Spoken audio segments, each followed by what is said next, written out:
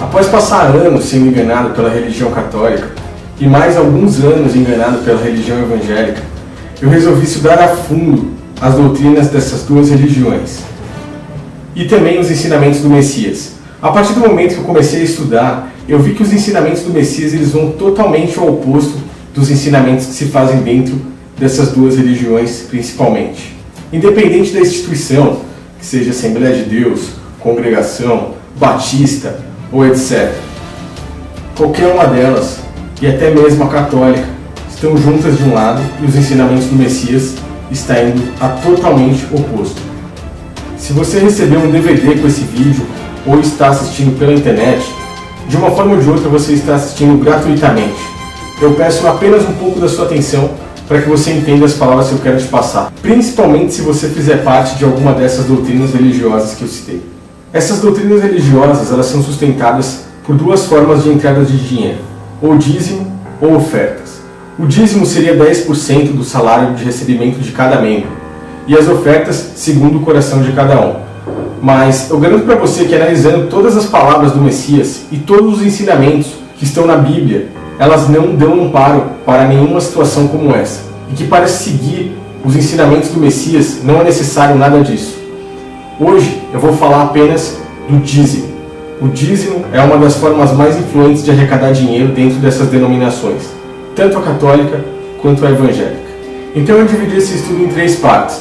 O primeiro que foi o dízimo de Abraão a Melquisedeque, um acontecimento que houve antes do sacerdócio levítico, antes da lei de Moisés.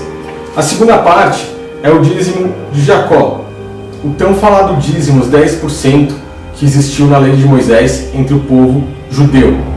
E a terceira parte eu vou assemelhar o dízimo da lei de Moisés com o dízimo dos templos religiosos nos dias de hoje, os templos católicos e evangélicos, os mesmos que também solicitam 10% do salário de cada membro para supostamente manter as despesas daquela denominação. Para que você entenda sobre o dízimo de Abraão a Melquisedeque, é necessário primeiro que você entenda o dízimo de Jacó, o dízimo da lei de Moisés.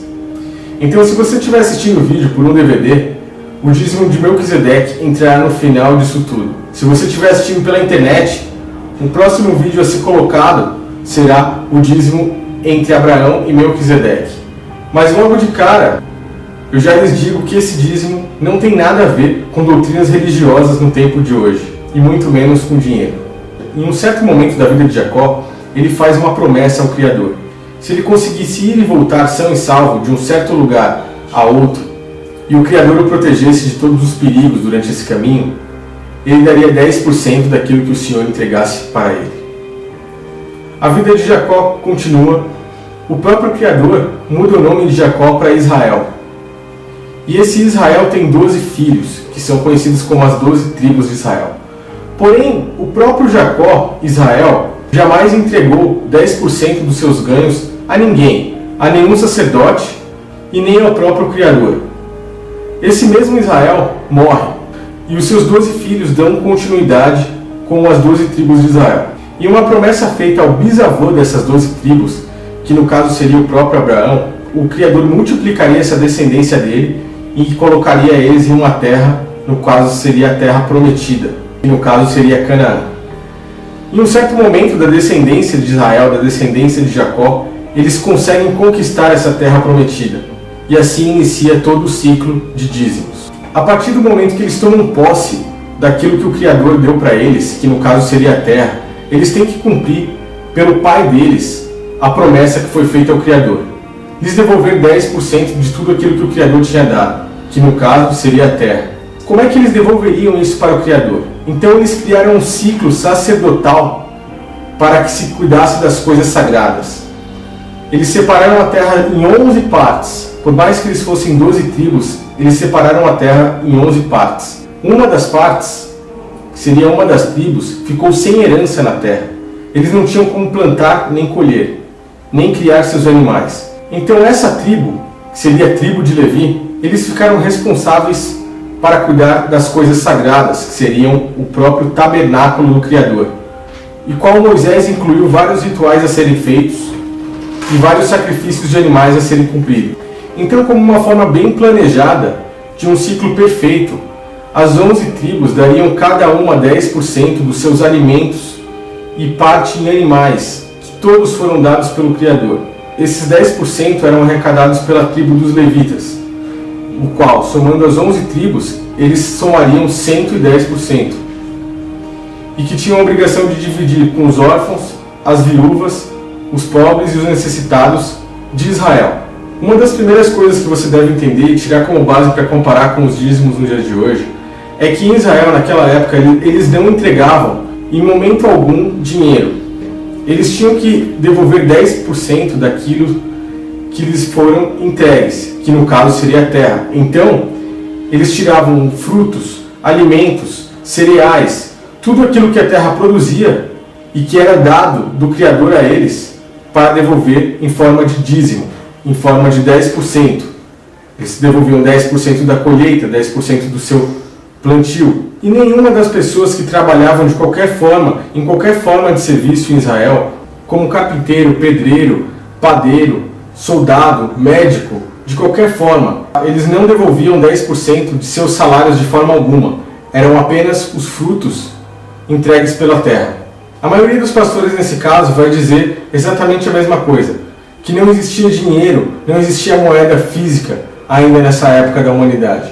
Porém, se você voltar anos e anos atrás, José, um dos filhos de Israel, um dos patriarcas das 12 tribos, havia sido vendido a comerciantes por 20 moedas de prata.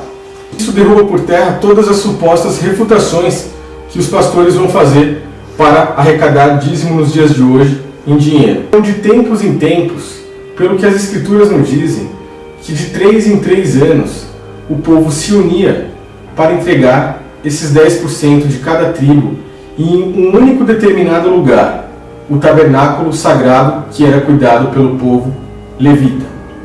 Mas e aqueles que estavam muito longe desse tabernáculo e a sua colheita era muito grande? Esses, para levar uma colheita muito pesada, tinham que caminhar por um longo caminho. E isso não pareceu justo aos olhos do Criador e nem aos olhos de Moisés. Então, o que essa pessoa fazia? Ele vendia aquela colheita, aqueles 10% da colheita dele, aqueles cereais, aqueles alimentos, pegava o dinheiro, ia com o próprio dinheiro até o tabernáculo e lá ele comprava tudo aquilo que agradaria a família dele. Ele poderia comprar alimentos, carne, animais e até mesmo bebida alcoólica. É o que diz em Deuteronômio. Então perceba que nem mesmo o israelita saía perdendo, nem mesmo aquele que estava longe entregava dinheiro gratuitamente para sustento do tabernáculo. Ele comprava coisas, ele fazia uma mera troca, ele não entregava, ele comprava utensílios que já haviam sido entregues de outros dízimos, de outras pessoas, alimentos, frutos ou até mesmo animais, para poder repor aquele dinheiro que ele havia trazido de longe, pois o caminho lhe era muito longo. Então, fechando todo esse entendimento, a gente havia um ciclo levítico para sustento desses sacerdotes. Os levitas não tinham como plantar e colher. As outras 11 tribos sim. As outras 11 tribos se alimentavam das suas próprias colheitas e davam 10% aos levitas. Os levitas ficavam com 110%, eles podiam se alimentar, se sustentar, trabalhando em favor do tabernáculo e ajudar pobres, viúvas e necessitados. Na época do Messias, esse ciclo ainda acontecia, porque ainda existia o tabernáculo que havia sido colocado dentro de um templo. Somente os levitas entravam naquele templo. Eles dependiam dos dízimos do povo. Eles ainda haviam que executar as doutrinas cerimoniais, que seriam os sacrifícios de animais e os rituais de ofertas de alimentos. Então muitas pessoas vão usar um texto no livro de Mateus para alegar que o Messias afirmou que era necessário se dar o dízimo. Porém, o Messias estando vivo, o testamento antigo ainda é válido, pois o testamento só se altera na morte do testador, que no caso seria o próprio Cristo. Então, quando o Messias falou para aquele povo, ele estava falando para o povo de Israel, embaixo da lei de Moisés, pois ele ainda estava vivo, ainda eram necessários sacrifícios de animais, ainda eram necessários o templo, ainda era necessário o sacerdócio levítico e o tabernáculo, que no caso haviam colocado dentro do templo. Após a morte dele, após as palavras de "está consumado", as pedras do templo se fenderam e o véu foi rasgado de cima a baixo. Se o véu foi rasgado, não era necessário mais um sacerdote para fazer intermediação e o perdão dos pecados entre o povo e o Criador. O próprio Messias se tornou sumo sacerdote, tornando todas as outras pessoas, independente da tribo, independente do povo de Israel, independente dos gentios, como sacerdotes de Deus.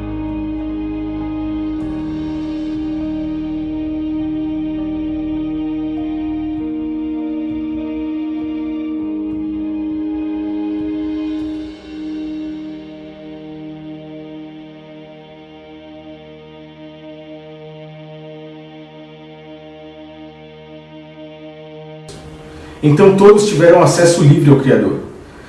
Não sendo mais necessário o sacerdócio levítico, não havia mais necessidade de ter um templo, pois no templo não havia cultos religiosos como existe hoje. Aquele templo as pessoas não entravam, somente os levitas entravam para prestar os sacrifícios cerimoniais. Não havendo mais necessidade desse templo, não havia mais necessidade dos sacrifícios de animais. Então muito menos a necessidade de dízimo para sustento dos levitas, pois eles não tinham que fazer mais sacrifícios, eles não tinham que cuidar mais de nada. Então eles podiam muito bem trabalhar e conseguir seu próprio dinheiro. Isso irou todo o povo de Israel, principalmente os religiosos, que eram os fariseus, os saduceus, os sacerdotes do templo, os mestres da lei. Eles não podiam mais arrecadar aqueles alimentos que vinham de uma forma fácil até eles. Naquela época do Messias, eles estavam já também até recebendo doações em dinheiro, mas 10% era somente dos alimentos.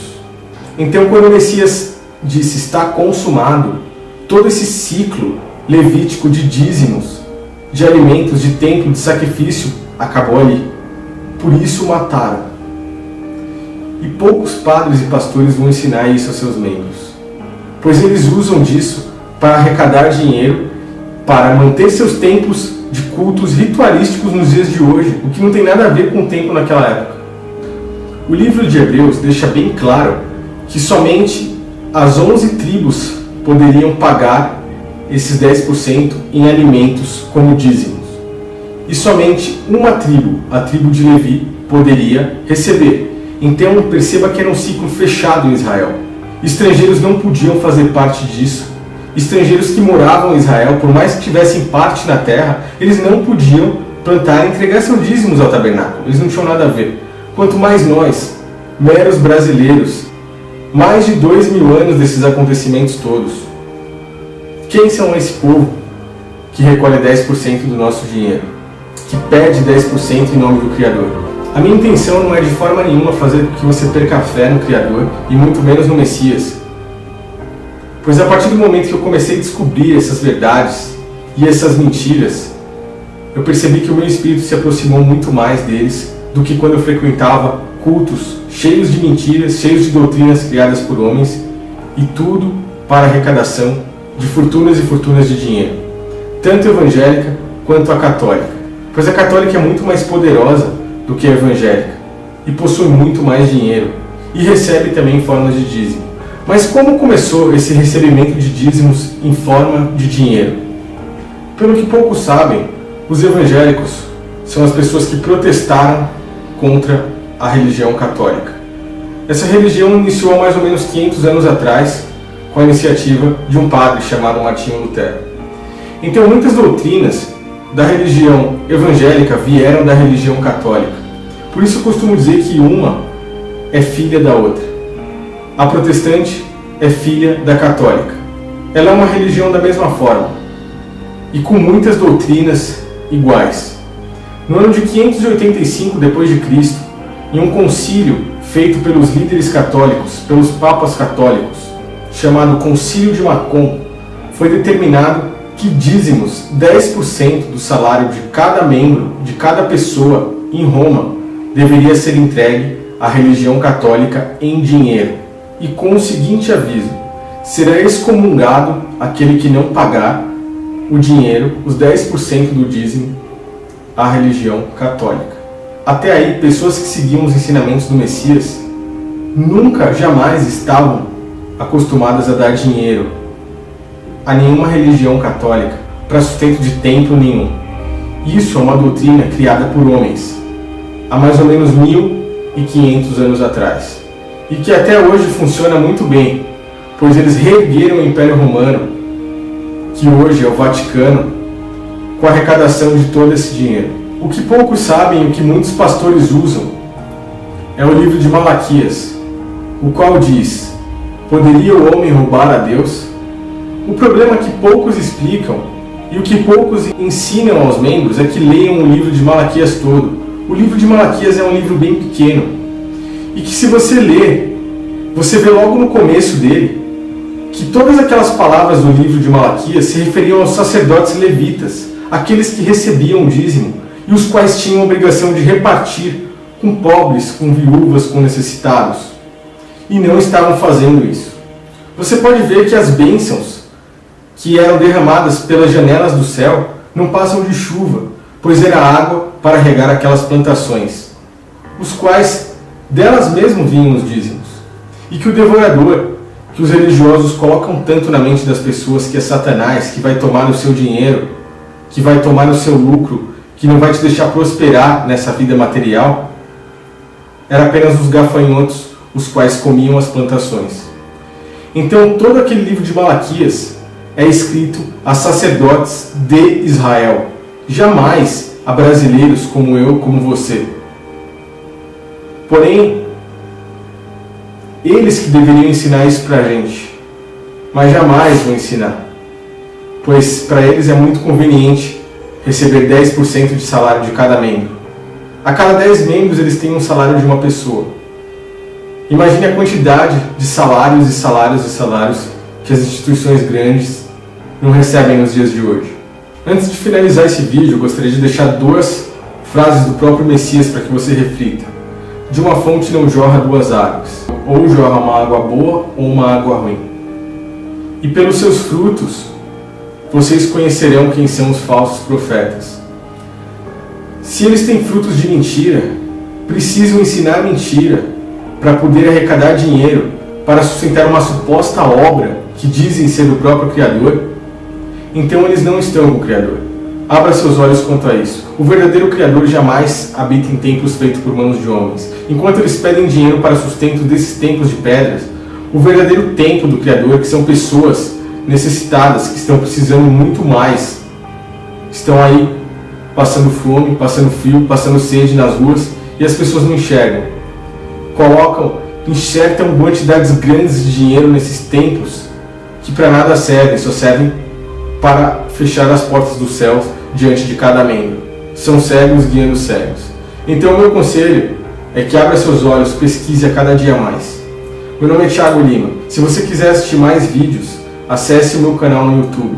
Todos os vídeos estão gratuitamente para que qualquer pessoa possa assistir. E caso tenha recebido o DVD, você também recebeu ou pela minha mão ou pela mão de uma das pessoas que me ajudam nesse trabalho de divulgação gratuitamente. Abra seus olhos com todos esses pastores e padres que pedem dízimo na forma de dinheiro, colocando dízimo da mesma forma que seria usando as escrituras, usando o povo de Israel, usando aquela doutrina que aconteceu anos e anos atrás para recolher seu dinheiro nos dias de hoje. Se eles estiverem fazendo isso, saiba que eles estão mentindo. E o Criador não habita em momento algum com mentira. Se eles falarem que é segundo o seu coração, então acesse meu canal no YouTube e verá vídeos que eu vou colocar a respeito dessa doutrina de ofertas. Se é realmente isso que eles estão fazendo. Espero que vocês tenham gostado e entendido. Caso não gostem, acessem meu canal e eu estou à disposição para qualquer dúvida ou qualquer questionamento a respeito das minhas palavras. Um grande abraço a todos.